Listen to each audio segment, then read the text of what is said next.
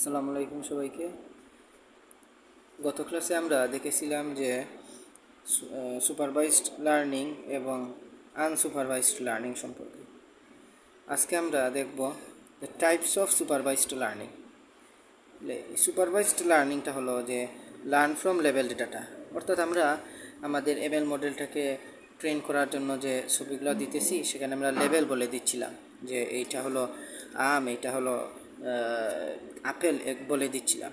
তাহলে এটাকে আবার দুইটা ভাগে ভাগ করা যায়, একটা হচ্ছে ক্লাসিফিকেশন এবং আরেকটা হচ্ছে রিগ্রেশন। ক্লাসিফিকেশন এটা দ্বারা কী বোঝায়? Classification is about predicting A class or discrete values, অর্থাৎ এখানে আমার এমএল মডেল যেটা আছে সেটা যে প্রেডিকশনটা করবে সেটা সেটা একটা ক্লাস বা একটা টাইপ, এবং সেটা হচ্ছে বিচ্ছিন্ন ভ্যালু দিবে, যেমন যে man or female, true or false, বা আমরা গত ক্লাসের উদাহরণে দেখেছিলাম যে আম অথবা আপেল, কুকুর অথবা বিড়াল। অর্থাৎ এখানে আমার বিচ্ছিন্ন বিচ্ছিন্ন সংখ্যা, বা যেমন 1 2 3 এরকম বিচ্ছিন্ন সংখ্যা দিয়ে আনসারটা প্রেডিকশনটা আসতেছে। এটাই হচ্ছে আমার ক্লাসিফিকেশন, যেখানে আমার শুধু একটা ক্লাস বা টাইপ বোঝাচ্ছে।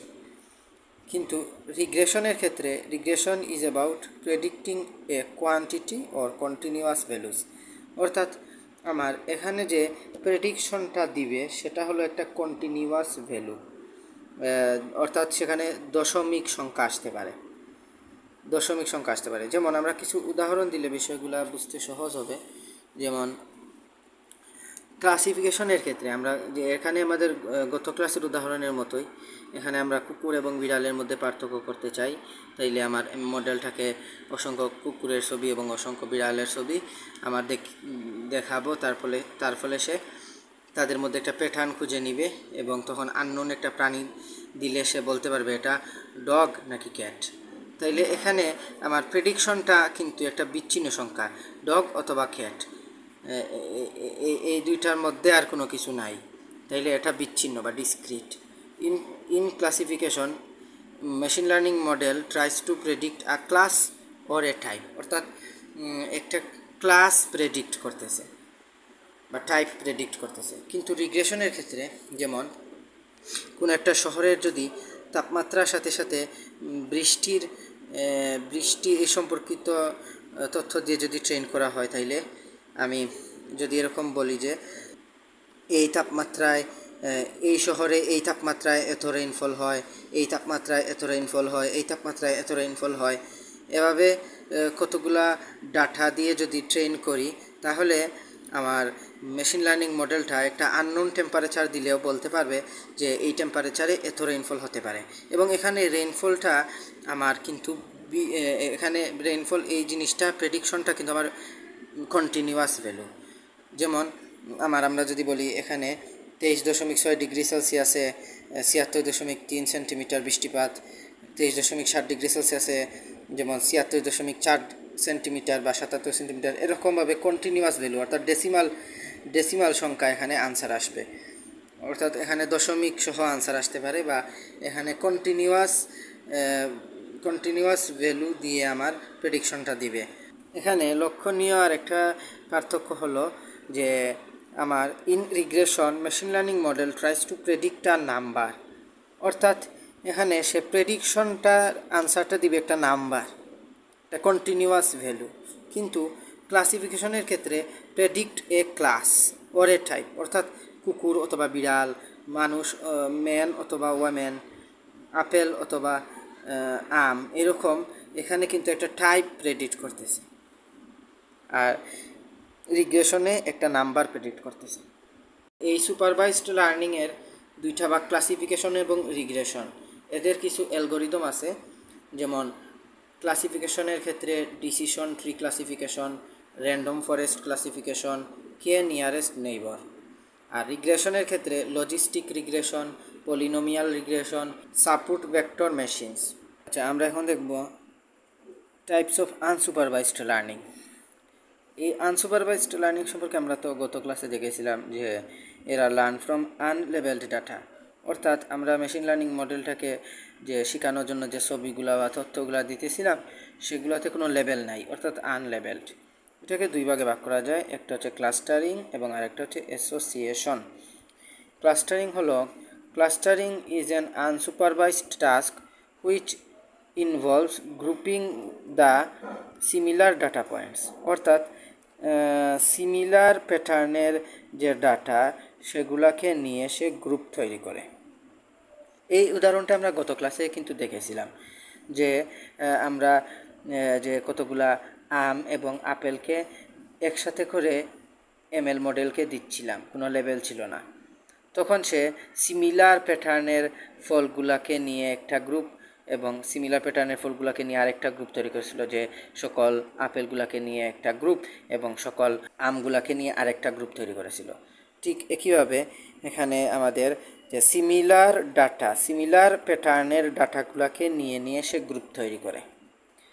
আর অ্যাসোসিয়েশনের ক্ষেত্রে association is an unsupervised task that is used to find important relationship between data point, অর্থাৎ ডাটাগুলার মধ্যে সে ইম্পর্ট্যান্ট রিলেশনশিপ খুঁজে বের করে, সেটাই হলো অ্যাসোসিয়েশন। উদাহরণ দিলে বিষয়গুলো আরও ক্লিয়ার হবে। যেমন আমার ক্লাস্টারিংয়ের ক্ষেত্রে, যেমন আমাদের মোবাইলে কিন্তু বিভিন্ন নেটওয়ার্ক কোম্পানি থেকে অফারগুলো আসে, যে ইন্টারনেট কেনার বা মিনিট কেনার অফারগুলা বা বান্ডেলগুলা তারা দেয়। এগুলা কিভাবে তারা বুঝে? এর জন্য তারা একটা মেশিন লার্নিং মডেলকে ট্রেন করে। তারা তাদের যে ইউজারের সকল টক টাইম বা কল টাইম এবং ইন্টারনেট ইউজ, এই ডাটাগুলা মেশিন লার্নিং মডেলকে দেয়। ফলে সে সেখান থেকে সে যে বেশি কল টাইম এবং কম ইন্টারনেট ইউজ যারা করেছে তাদেরকে নিয়ে আলাদা করে একটা ক্লাস্টার তৈরি করে, এবং কম কল টাইম এবং বেশি ইন্টারনেট ইউজ এরকম মানুষদেরকে নিয়ে আরেকটা ক্লাস্টার তৈরি করে। ফলে এখানে যে যারা বেশি কল টাইম কিন্তু কম ইন্টারনেট ইউজ, এদেরকে আমার বেশি কল টাইমওয়ালা প্যাকেজ তারা দিবে, প্যাকেজ সাজেশনে দিবে বা মেসেজে দিবে। আর যারা কম কল টাইম কিন্তু বেশি ইন্টারনেট ইউজ, তাদেরকে বেশি ইন্টারনেটওয়ালা যে প্যাকেজগুলা তা সাজেশন হিসাবে দিবে। তাইলে অর্থাৎ এখানে আমার ক্লাস্টারিংয়ের ক্ষেত্রে আমার সিমিলার ডাটা গুলা বা সিমিলার প্যাটার্নের ডাটাগুলা নিয়ে আমার গ্রুপ তৈরি করেছে, বা এখানে একটা ক্লাস্টার তৈরি করেছে, এখানে আরেকটা ক্লাস্টার তৈরি করেছে। অর্থাৎ যে সকল ইউজারের মধ্য থেকে সকল মানুষকে সে দুই ভাগে ভাগ করেছে, যে দুইটা গ্রুপে ভাগ করেছে। যে এক ধরনের মানুষ হলো যারা বেশি কল টাইম কিন্তু কম ইন্টারনেট ইউজ, তাদেরকে একটা গ্রুপে আনছে। আর যারা কম কল টাইম কিন্তু বেশি ইন্টারনেট ইউজ, তাদেরকে আরেকটা ক্লাস্টার বা গ্রুপে ভাগ করছে। এটাই হচ্ছে আমার ক্লাস্টারিং। এখানে মেশিন লার্নিং অ্যালগোরিদম, অর্থাৎ এখানে machine learning algorithm can cluster the data based on the user data, অর্থাৎ ইউজার ডাটাকে সে বিশ্লেষণ করে এখানে গ্রুপ তৈরি করেছে, ক্লাস্টার তৈরি করেছে। আর যদি আমরা অ্যাসোসিয়েশনের ক্ষেত্রে যদি একটা উদাহরণ দেখতে চাই, যেমন আমাদের যে বিভিন্ন ফুড কেনার যে ওয়েবসাইটগুলো আছে সেগুলোর ক্ষেত্রে যদি আমরা মেশিন লার্নিং মডেলকে আমরা কাস্টমার কী কিনতেছে তার যে তথ্যগুলা দিয়ে ট্রেন করি, তাইলে যেমন একজন কাস্টমার ব্রেড কিনেছে, মিল্ক কিনেছে, ফ্রুট কিনেছে, উইট কিনেছে, আর একজন কাস্টমার ব্রেড কিনেছে, মিল্ক কিনেছে, রাইস কিনেছে, বাটার কিনেছে। তাইলে এই তথ্যগুলা থেকে সে একটা ইম্পর্ট্যান্ট রিলেশনশিপ খুঁজে নিচ্ছে। যেমন এখানে কাস্টমার সেও ব্রেড কিনেছে, মিল্ক কিনেছে, আবার কাস্টমার 2 সে ব্রেড কেনার পরে মিল্ক কিনেছে। তাইলে এখানে সে একটা রিলেশনশিপ খুঁজে পেয়েছে। তাইলে এরপরে কাস্টমার 3 আরেকজন কাস্টমার এসে যখন ব্রেড কিনবে তখন সাথে সাথে সে সাজেশন দিবে যে সে মিল্ক কিনতে পারে, কারণ আগের তথ্যগুলো থেকে সে একটা রিলেশনশিপ পেয়েছে যে কাস্টমার এসে ব্রেড কেনার পরে মিল্ক কিনে। তাইলে এই কাস্টমার আসার পরেও এই কাস্টমার এসে ব্রেড কেনার পরেও সে আবার সাজেশন দিবে যে তুমি কি মিল্ক কিনবা। অর্থাৎ now when customer 3 goes and buys bread, it is highly likely that he will also buy milk, অর্থাৎ সে মিল্ক কিনতে পারে। এজন্য যখনই কাস্টমার 3 ব্রেড কিনবে এরপর সে অটো তাকে মিল্ক কেনার জন্য একটা সাজেশন দিবে। এটাই হচ্ছে অ্যাসোসিয়েশন, অর্থাৎ একটা ইম্পর্টেন্ট রিলেশনশিপ এখানে খুঁজে নিচ্ছে।